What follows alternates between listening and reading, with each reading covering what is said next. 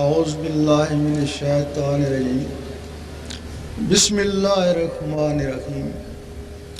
عزیز ساتھیو، السلام علیکم۔ آپ کے شہر میں کئی بار آنا ہوا۔ آنے کا مقصد کوئی سیاست نہیں ہے، کسی فرقے کی دل آزاری نہیں ہے، کوئی حکومت پر نکتہ چینی نہیں ہے۔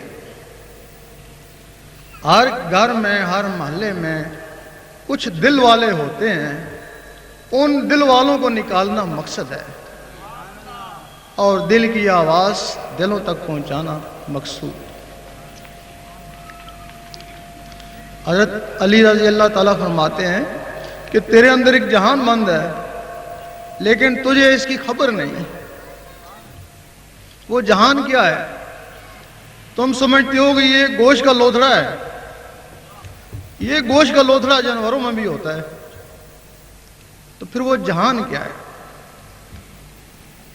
جب یہ جسم بنایا گیا، اس میں روح ڈالی گئی، روح کی امداد کے لیے کچھ اور مخلوقیں ڈالی گئیں جن کو لطائف کہتے ہیں، پھر ان لطائف کی امداد کے لیے 9 اور مخلوقیں ڈالی گئیں جن کو جثے کہتے ہیں۔ 16 مخلوقیں اس ڈھانچے میں ڈال دی گئیں، پھر یہ ڈھانچہ چلنے پھرنے کے قابل ہوئی۔ کچھ مخلوقیں حیوانی، کچھ علوی، کچھ شیطانی۔ ایک مخلوق شیطانی ہے جس کا نام نفس ہے، جس نے پورے انسان کیا پوری دنیا کو مصیبت میں ڈالا ہوا ہے۔ اب اس کی پاکیزگی کے لیے انسان کو حکم دیا گیا۔ وہ نفس کتے کی مانند ہے۔ ایک حدیث بھی میں ہے کہ جس گھر میں کتا ہوگا وہاں رحمت کے فرشتے نہیں آتے ہیں۔ لوگ سمجھتے ہیں وہ اس کتے کے لیے ہے، وہ اس کتے کے لیے نہیں ہے، وہ تو آدم علیہ السلام کی حفاظت کے لیے جنت میں بنایا گیا تھا، اور آج بھی وہ آدمی کی حفاظت کرتا ہے، گھر میں ہی کرتا ہے نا۔ اگر اس کو گلی کے کونے میں باندھ کے آؤ گے تو حفاظت کیا کرے گا؟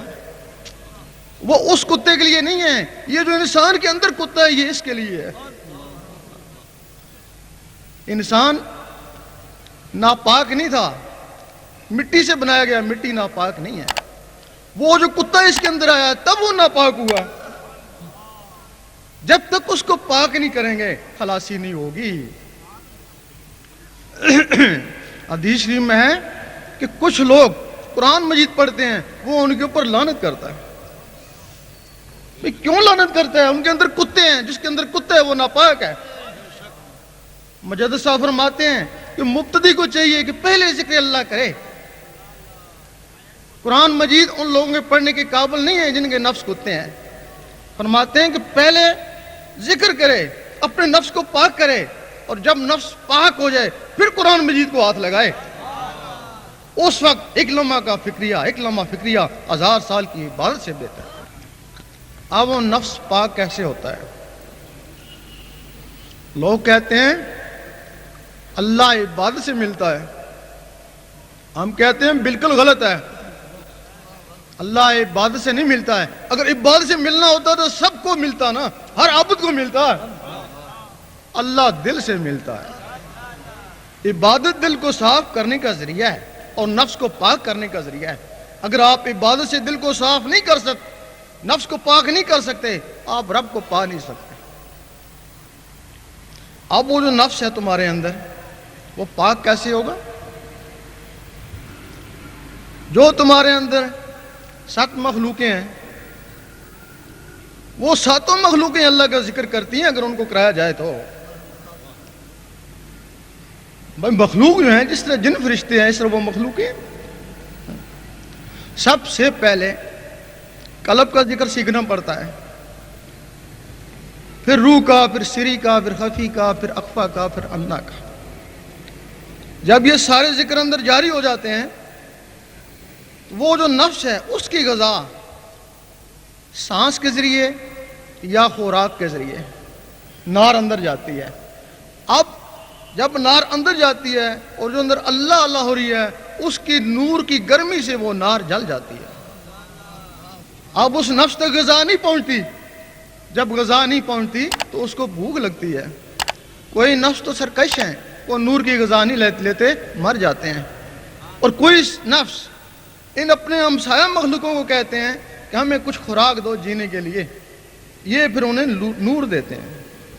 دوسرے دن پھر مانگتے ہیں، پھر اس کو نور دیتے ہیں، تیسرے دن پھر وہ مانگتا ہے، پھر یہ کہتے ہیں کہ کلمہ پڑھ، اسی کا نور تیری غذا ہو جائے گی۔ وہ صرف زندہ رہنے کے لیے پھر کلمہ پڑھنا شروع کرتا ہے۔ اس کلمے کے اثر سے وہ کالا کتا تھا، وہ سفید کتا بن گیا، پھر وہ کلمہ پڑھتا رہتا ہے صرف زندہ رہنے کے لیے، اس غذا کے لیے۔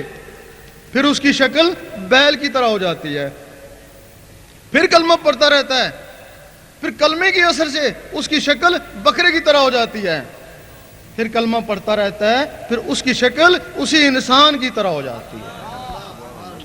اس وقت وہ انسان نماز پڑھتا ہے، ساتھ وہ بھی نماز پڑھتا ہے، وہ انسان اللہ کے ذکر میں جھومتا ہے، ساتھ وہ بھی جھومتا ہے۔ پھر اس کو پکڑ کر حضور پاک کی محفل میں لے جاتے ہیں۔ اس وقت حضور پاک اور حاضرین اشش کر اٹھتے ہیں کہ آفرین ہے اس کے اوپر اور اس کے مرشد کے اوپر کہ اس ناپاک کتے کو انسان بنایا اور یہاں میری محفل میں لے آیا۔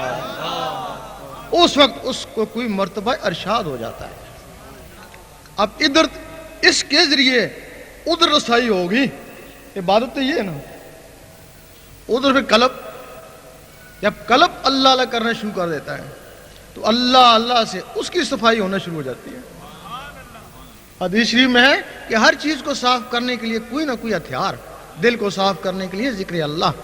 جب دل سے اللہ اللہ شروع ہوتی ہے تو اس دل کی صفائی ہونا شروع ہو جاتی ہے۔ پھر اللہ تعالیٰ کبھی کبھی اپنے بندوں کو دیکھتا ہے، پھر وہ داڑھیوں کو نہیں دیکھتا، شکلوں کو نہیں دیکھتا، وہ دلوں کو دیکھتا ہے۔ جب وہ چمکتا ہوا دل پایا تو اللہ تعالیٰ اس پہ مہربان ہو جاتا ہے۔ اب ادھر بھی رسائی ہوگی اور ادھر بھی رسائی ہوگی۔ اس کو علم باطن کہتے ہیں۔ حضور پاک کے زمانے میں علم ظاہر اور علم باطن اکٹھے چلتے تھے۔ علم ظاہر زبان والوں کے لیے اور علم باطن دل والوں کے لیے۔ آپ کے زمانے میں جن لوگوں نے صرف زبانی عبادت پہ قناعت کری، انہی میں سے کوئی خارج ہوا اور کوئی منافق ہوا، اور آج بھی وہی لوگ زبانی والے 72 فرقوں میں تقسیم ہو گئے۔ اور جن لوگوں نے وہ دل والا علم بھی حاصل کیا، وہ تو یہ صحابی یا رسول اللہ کہلائے، اور ولیوں سے بھی اعلیٰ مقام حاصل کر کے چلے گئے۔ اب یہ علم کہاں سے ملتا تھا؟ یہ علم ہمارے عالم ربانی یہ وہ سکھاتے تھے۔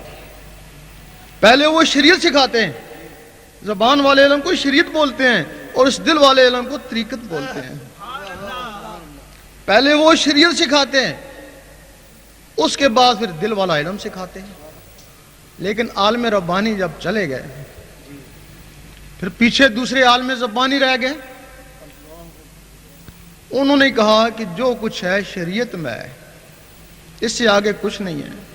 طریقت بھی شریعت میں، حقیقت بھی شریعت میں، معرفت بھی شریعت میں، فنا بھی شریعت میں، بقا بھی شریعت میں، لقا بھی شریعت میں۔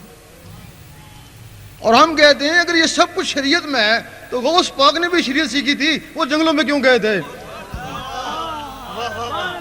بھائی خواجہ صاحب نے شریعت سیکھی تھی، وہ اصفہان کے پہاڑیوں میں کیوں رہے؟ اور بولی کلندر رحمۃ اللہ شریعت کا سبق دیتی تھے، اور سبق چھوڑ کے جنگلوں میں کیوں گئے؟ وہ اس دل والے علم کے لیے گئے۔ شریعت تو شہروں میں سکھائی جاتی ہے نا، استاد تو شہروں میں ہے نا، جنگلوں میں استاد تو نہیں ہے نا۔ تو جو جنگلوں والے استاد ہیں، اور جن کے لیے آدمی گھر بار چھوڑتا ہے، کھانا فاقے کاٹتا ہے، وہ پھر کوئی خاص ہی استاد ہوں گے نا۔ پھر وہ استاد حضور پاک ہے، پھر ان کو وہ حضور پاک تعلیم دیتے ہیں. پھر جب وہ مڑ کے آتے ہیں تو پھر وہ ولی بن جاتے ہیں. وہ دل والی تعلیم ہے. ہمارے علماء جو زبانی رہ گئے, انہوں نے کہا شریعت سیکھو, شریعت سکھائی, ان کا شکریہ. اب کہنے لگے شریعت کے آگے کیا ہے؟ سیاست ہے, چلو سیاست کی طرف. وہ سیاست میں لے گئے ادھر جانا تھا نا, اندر کی طرف, وہ سیاست کی طرف لے گئے. وہ پوچھا بھائی یہ سیاست تمہارا کام نہیں ہے, سیاسی بہت لوگ ہیں, تم کو زیب نہیں دیتی. کہنے لگے حضور پاک نے سیاست کری تھی. بھائی اگر حضور پاک نے سیاست کری تھی تو وہ سیاست نے مسلمانوں کے ٹکڑے نہیں کیے, مذہب کے ٹکڑے نہیں کیے, اس سیاست نے مسلمانوں کو یکجا کیا. تمہاری سیاست مذہب کے ٹکڑے کر رہی ہے, مسلمانوں کے ٹکڑے کر رہی ہے, مذہب کے کیا ملک کے بھی ٹکڑے کر رہی ہے. اگر وہ سیاست ہے جو حضور پاک والی تھی تب تو ہم تمہارے ساتھ ہیں نا. اگر یہ سیاست ہے تو پھر ہم کہتے ہیں خدا را ان نوجوانوں کے اندر ایک خزانہ بند ہے, ان کو اس بجائے سیاست کے ان کو روحانیت میں لگاؤ. سیاست سے اگر ان کو کرسی ملی تو تم کو ملے گی نا, ان کو نہیں ملے گی نا. یہ تو جیسے ہیں ویسے ہی ہے نا. اگر یہ روحانیت میں چلے گئے تو کچھ نہ کچھ تو مل ہی جائے گا نا. بچہ سکول میں پڑھتا ہے, زیادہ نہیں الف بے تو جان ہی جانتا ہے نا. اگر یہ روحانیت میں چلے گئے زیادہ نہیں قلب تک پہنچ ہی جائیں گے.